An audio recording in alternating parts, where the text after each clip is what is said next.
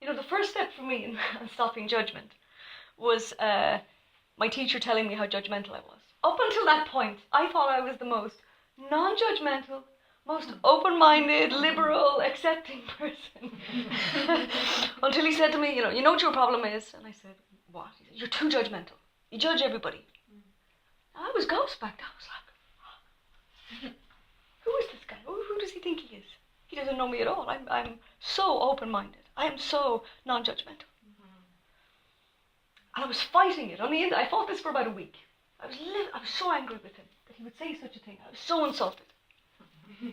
And then I think I met him on the following weekend. And by then I had found a different place with this. It suddenly registered with me exactly what he was talking about. Because I was sitting in a classroom of people. And where I didn't feel I was judging them, I felt I was comparing myself to them. Yeah, we're splitting hairs with words here. But what I was doing in the class was I was looking at this person and feeling, yeah, I'm better at this than them. Or I was looking at somebody else going, no, I could learn a lot from them. They're definitely better at this than me. And all of that was judgment. But I just never called it that way. I had to take that away then and find, how do I be around people and not let myself slip into this kind of comparing, which is really judgment. Whether it's a positive or a negative, it's judging me or it's judging them. And nobody wins in that. Yeah. So I had to practice it. Whenever I would find my mind thinking in that way about people, as soon as I became aware of it, I was like, no. I was reminding myself to just, that's not okay to think about people like that. You're actually being really judgmental right now, Emer. Yeah, I would have these conversations with myself just to break that pattern of thinking. And there was different books I was reading that helped me find language for that. It helped me to recognize that was ego. Ego is always comparing. I'm better than, or I'm worse than. So as soon as I had language for that, as soon as I knew what to recognize in that gave me a little bit more power over it. I started to feel how much pain I generated inside by my comparisons. Whether I felt better than somebody, that was recognizing that they were, and it was calling them a negative. Or if I felt better than somebody, or if I felt worse than somebody else, it was calling me the negative. Either way, it was the negative. Yeah. So it was pure practice. So when we work within a certain paradigm, okay, this is a fancy word for just describing one particular space. Yeah. In one particular paradigm, our ego will find the ways that makes that right. If we break apart that paradigm and we open it up to the whole rest of the world, I'm no better or worse than anybody. And whether he's lazy or he's not lazy, if you're not paying his salary, you don't need to worry about that. Yeah? If you're paying his salary, it's a different issue. Yeah? If you're not paying his salary, just do your work. You don't need to let your mind go to that place where you're making him a negative. We find our ways. Do you remember the story? Do you remember the story in the Bible where I think this is Old Testament. Yes. It's some old file back there where this man had a vineyard and he hired workers. It's a New Testament, is it? Your knowledge is better than mine. And he hired workers in the morning and he said, I'll pay you €200 for the day's work. And they said, sound, thanks a million, great, we'll sign up for that. And then in the afternoon he realized he was going to need more workers to get the job finished that day. And so he got another team of people and he said, I'll pay you €200 to finish the work today. And they said, yeah, grand, no problem. And then when the morning people found out about this, they had massive issue with, we were here all day and you're paying them the same as you're paying us. What's the point? What's the point of the story? The issue is about what you agreed to do. So you're there to do your job.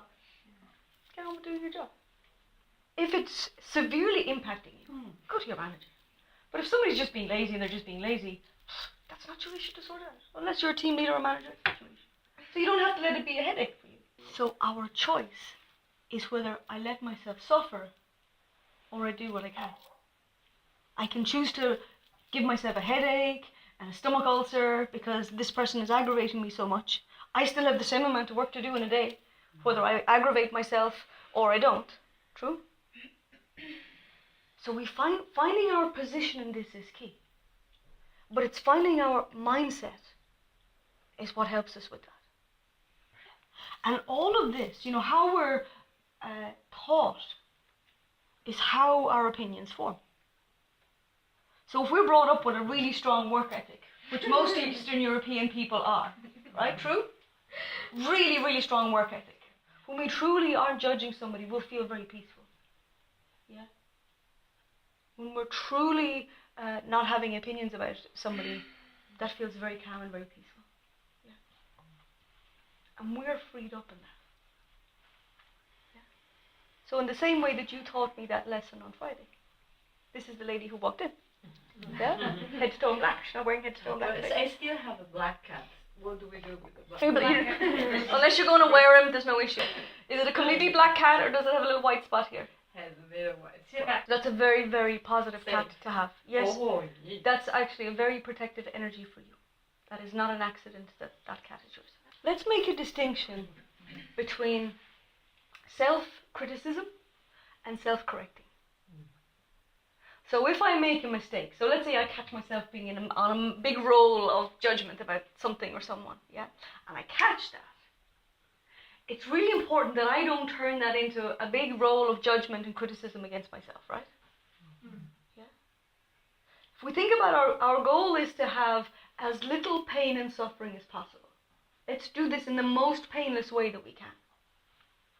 So rather than hauling myself over the coals and berating myself, which we so easily do, yeah? As soon as I catch it, I just recognize, that's what that is, and then I correct it. So no suffering, no judging of myself, no criticizing of myself. Just make the correction when you find it, when you notice it.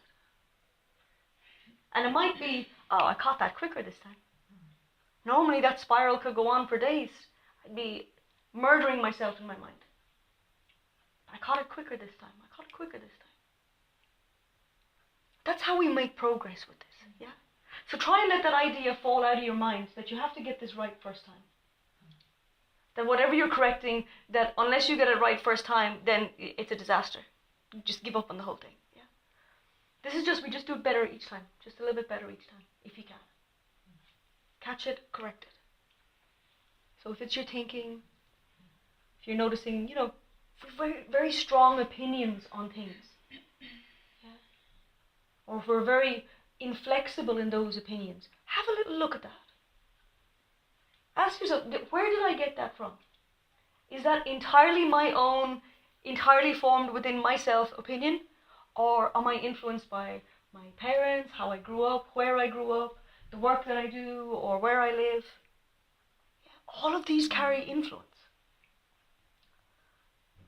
While we're operating on an opinion kind of level, yeah, we're always going to be influenced by all those different things. I'm going to take a live issue at the moment, which is about the vaccines, the HPV vaccines. Yeah? And you have two sides giving